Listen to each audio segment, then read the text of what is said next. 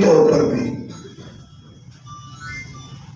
اس کی خریداری میں حرام کا پیسہ نہ استعمال ہو، بدن ظاہر بھی پاک ہو، اس پہ نجاست نہ ہو، اور باطنی بھی پاک ہو کہ اس کے اندر غذا حرام کی نہ ہو۔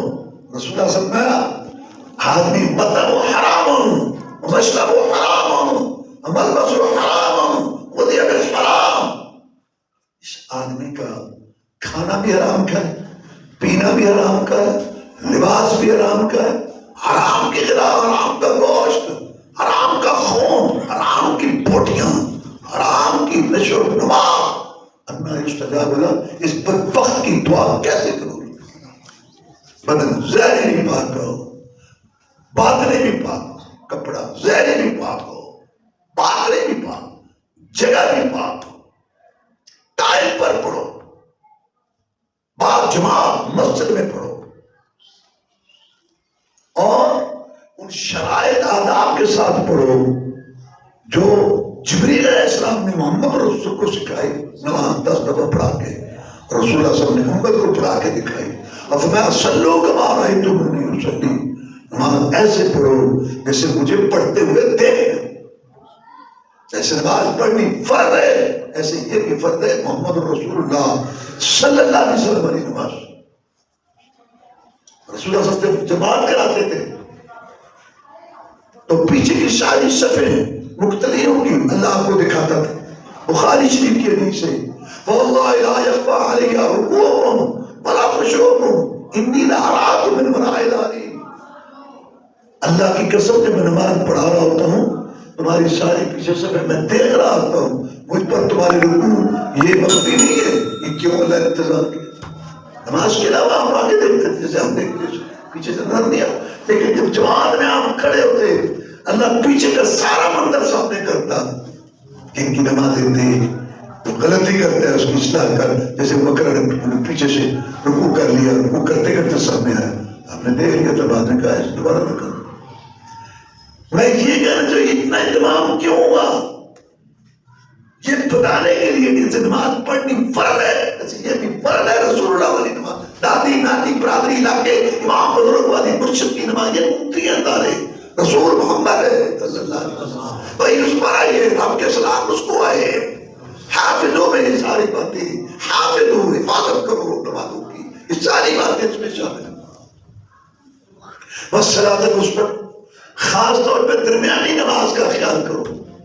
درمیانی نماز سے مراد ہے جیسے سیدہ عائشہ صدیقہ طاہرہ تقیہ مطہرہ صدیقہ کائنات رضی اللہ تعالیٰ عنہا بیان کرتی ہیں کہ رسول اللہ صلی اللہ علیہ وسلم درمیانی نماز سے مراد ہے صلاۃ العصر، عصر کی نماز۔ عصر کی نماز کا اس لیے ذکر ہوا خاص طور پر جب اللہ نے کہا حافظ الصلاۃ، حفاظت کرو نمازوں کی، تو اس میں عصر کی نماز بھی تو آ گئی، لیکن اس کا علیحدہ ذکر اس لیے کیا کہ بڑے بڑے نمازیوں کی عصر کی نماز یا رہ جاتی ہے یا لیٹ ہوتی، بڑے بڑے نمازیوں کی عصر کی نماز یا رہ جاتی ہے یا لیٹ ہوتی۔ لوگ صبح کی نماز پڑھتے ہیں جن کو اللہ نے توفیق دی، زور تک ٹائم کافی گزرتا ہے، کام کاج کر لیا ہے، تھکاوٹ ہو گئی ہے، لوگ زور پڑھتے ہیں جن کو اللہ نے توفیق، اور امید ہے کہ دن کافی پڑا ہے کام کے، شام کے وقت کام کے ختم کرنے کا وقت ہوتا ہے، لوگ نماز پڑھتے ہیں جن کو اللہ نے توفیق، اور عشاء میں سونا ہوتا ہے، آرام کرنا ہوتا ہے، لوگ نماز پڑھتے ہیں۔ سب سے بڑا مسئلہ بنتا ہے عصر کی نماز کا۔ شیطان دماغ میں یہ بات ڈالتے ہیں کہ اگر عصر کی نماز کے لیے چلے گئے یہ کام رہ جائے گا، یہ کام رہ جائے گا، حالانکہ نماز سے بڑا کام کوئی نہیں، پیدا ہی اللہ نے عبادت کے لیے کیا ہے، یہ کام رہ جائے گا، کام بھی کبھی پورے ہوئے۔ عربی کا شاعر کہتا ہے جس کا مطلب یہ ہے اگر انسان 100 سال زندگی گزارے نا بھرپور کام کاج، صبح شام رات دن کام کیا، تندرست چکنا چوبیس بڑا کام کیا، مرتے وقت پیغام دے کے جاتا ہے میں ادھورے چھوڑ چلے پھر جو کام پورے کر لے، یہ کام بھی کدے پورے ہوئے، کام رہ جائے گا، کام رہ جائے گا۔ سب سے زیادہ عصر کی نماز مظلوم ہے، اس لیے اس کا خاص ذکر کیا قرآن میں اندر کہ نمازوں کا خیال، خاص طور پر یہ عصر کی نماز کا خیال رکھنا. رسول اللہ صلی اللہ علیہ وسلم نے فرمایا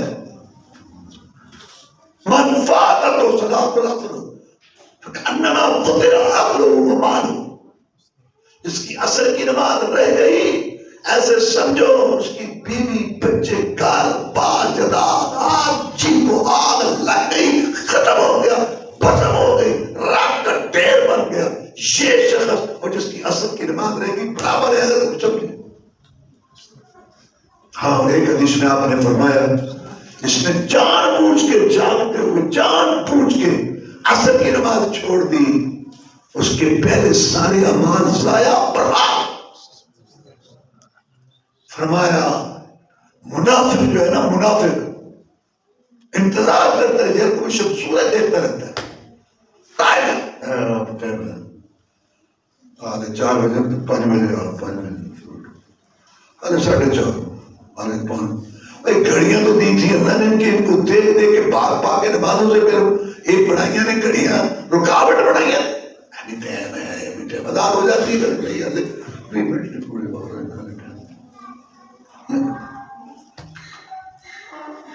منافق انتظار کرتا رہتا ہے اور جب سورج زرد ہو جاتا ہے نا، زرد اور ٹکیاں غروب ہونے کے لیے نیچے ہونی شروع ہو جاتی ہے تو پھر آ کے نماز پڑھتا ہے، یہ کر لیتی مرغ کی طرح چل ٹھوکے لگاتا ہے. یہ ہے فرمایا یہ نماز کو ضائع کہ یہ منافق کا ٹائم ہے، سوچتا اور سورج زرد ہو جائے. حدیث میں آتا ہے ہر چیز کا سایہ اتنا ہو تو عصر کا ٹائم شروع ہو جاتا ہے اور جب سورج زرد ہو اس وقت تک رہتا ہے، ڈوبنے تک نہیں. سورج ڈوبنے تک اس کے لیے جو سو گیا یا بھول گیا، ورنہ جو جاگ رہا ہے وہ شباب میں اس کے لیے عصر کی نماز کا ٹائم سورج زرد ہونے تک، جب تک سفید دھوپ ہو عصر کا ٹائم. سورج زرد ہوا اور سورج اوپر سے نیچے ہونے شروع ہو گیا غروب ہونے کے لیے، عصر کا ٹائم ختم. یہ معنی منافق کا ٹائم. عصر کی نماز کی کتنی اہمیت ہے؟ بخاری شریف میں آتا ہے اللہ کے نبیوں میں سے ایک نبی تھا غالباً یوشع بن نون ہے. اس نے کہا کہ میں اللہ کے حکم سے جہاد پر جا رہا ہوں، میرے ساتھ چلو. لیکن جس نے نکاح کیا ہے کسی لڑکی سے اور اس کو گھر میں لانا ہے، اس کو انتظار ہے، وہ میرے ساتھ نہ ہے. جس نے مکان بنایا ہے ابھی رہائش اختیار نہیں کی، انتظار ہے وہاں جاؤں میں رہوں گا، وہ بھی نہ آئے. جس کی اونٹنی گائے بچہ دینے والی ہے اور اس کو انتظار ہے، وہ بھی میرے ساتھ نہ آئے کیونکہ یہ ادھر مصروف ہے. میرے ساتھ وہ آئے جنہیں آگے اللہ کی راہ میں جان دینی ہے اور آگے بڑھنا ہے، اللہ تعالیٰ کے پاس ملاقات کا شوق رکھتے ہیں. ان لوگوں کو لے کے گیا اللہ کا نبی. جہاد شروع ہو گیا، عصر کا ٹائم ہو گیا اور شہر فتح ہونے کے قریب تھا. غالباً یہ بیت المقدس ہے. اب نبی نے سوچا کہ عصر کی نماز کا ٹائم ہو گیا ہے، اگر ہم عصر کی نماز پڑھتے ہیں یہ صبح سے اب تک جو محنت کی ہے اور شہر فتح ہونے کے قریب ہے یہ معاملہ رہ جائے گا، اور اگر شہر فتح کرتے ہیں تو عصر کی نماز رہ جائے گی. اللہ سے دعا کی، اللہ تعالیٰ ہر وقت دعا سنتا ہے، لیکن جہاد میں مورچے پر ہو، مورچہ بند ہو، جہاد کی سخت میں ہو تو اللہ تعالیٰ زیادہ سنتا ہے. دعا کی اللہ تعالیٰ کہ یا اللہ حکم تو تیرا چلتا ہے پوری کائنات پوری مخلوق پر، سورج کو روک دے. دعا کی اور پھر سورج کو خطاب کیا انک مامورۃ وانا مامور. سورج تو بھی اللہ کے حکم کا پابند مخلوق ہے، ٹائم پر نکلے ٹائم پر چھپے، لوگوں کو گرمی پہنچائے، ان کی فصلیں پکے. ڈیوٹی ہے تیری، میری بھی ڈیوٹی ہے کہ میں اللہ کا دین آگے پھیلاؤں، دعوت دوں. اور جو رکاوٹ بنتے ہیں دین کو آگے نہیں جانے دیتے ان سے جہاد کروں، پھولے ہوئے سینے چھلنی کروں، اکڑی گردنیں کاٹوں تاکہ اللہ کی کھری سچی بات مخلوق تک پہنچ سکے. یہ جہاد رحمت بڑا آپریشن. اللہ کی کھری سچی بات آگے پہنچنی چاہیے. لیکن کچھ لوگ رکاوٹ بنتے ہیں کہ ہم اسلام کو نہیں آگے چلنے دیں گے، مسلمانوں کو نہیں رہنے دیں گے. پھر مجاہد آتا ہے میدان میں، کہتا ہے میں بڑھوں گا، میں ٹکراؤں گا، جگہ توڑوں گا، میں دھوں داغلی ختم کروں گا، میں آزادی کی فضا بناؤں گا، میں جان لڑاؤں گا تاکہ آزادی کی فضا ہو. جو اللہ کو پوجنا چاہتا ہے پوجے، جو نہیں چاہتا پوجنا نہ پوجے، لیکن تمس نہیں چل رہوں گا. اس لیے اللہ نے مجاہد کے درجے بڑھ کر دی، کیونکہ یہ راستہ بناتا ہے دین کا. رسول اللہ صلی اللہ علیہ وسلم نے فرمایا کہ وہ جنت جس کی چوڑائی زمین آسمان کے درمیان ہے اور دور شام شہر کی نہریں ہیں اور سونے چاندی کی اینٹوں کے محلات ہیں، زعفران کی مٹی، مشک کا پھول کا گارا، ہمیشہ رہنے والی جوانی مہمانی، سب سے بڑھ کر اللہ کا دیدار. اس جنت کے 100 درجے اللہ نے مجاہد کے نام لگا دی. اور اگر یہ مر جائے، شہید ہو جائے، اس کی جگہ کہاں ہے؟ ان میں حادثہ آئی کہ اللہ کے رسول صلی اللہ علیہ وسلم، میرا بیٹا کافروں سے لڑ رہا تھا، آپ کے ساتھ مل کر تیر آیا، میرے بیٹے کو لگا. میں پوچھتی ہوں کہ اگر میرا بیٹا شہید ہے تو اللہ نے مجھے بڑی عزت بخشی ہے، میں صبر کرتی ہوں اس کی شہادت پر.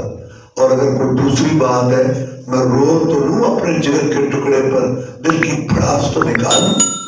سید الاولین والآخرین، امام المجاہدین، رہبر الرہنما، مقتدی و پیشوا، امام اعظم، قائد اعظم، مرشد اعظم، رہبر اعظم، محسن اعظم، مجاہد اعظم جناب محمد رسول اللہ صلی اللہ علیہ وسلم نے اپنے دو پیارے ہونٹوں، میٹھی زبان سے، موتیوں سے قیمتی، پہاڑوں سے ٹھوس ارشاد فرمایا، ام عارضہ، اللہ کیا ایک جنت نہیں ہے، اللہ کیا کئی جنت ہے. اور میں محمد صلی اللہ علیہ وسلم گواہی دیتا ہوں، کون؟ جن کے اشاروں سے جنت کے دروازے کھل رہے ہیں کہ تیرا بیٹا شہید ہونے کی وجہ سے سب سے اونچی جنت، جنت الفردوس. یہاں تو بہت بڑی بات، جہاں کی راہ میں پیر